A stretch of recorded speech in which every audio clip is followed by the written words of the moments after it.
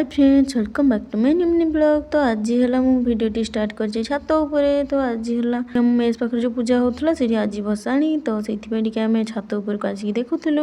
आम तलू आसिक जाइलु छक, जेहेतु सांगर किसी जिनस आनबार आज छकर भ्यू किसी एमती रही है। आम रूम को पलि आसलु। रूम को आसला भुसुआ पत्र आने आंटी को बाड़ी को पलि आसिक आम जेहेतु सांग झालमुढ़ी नहीं आसला तो खाई दुई जन मिसिकी।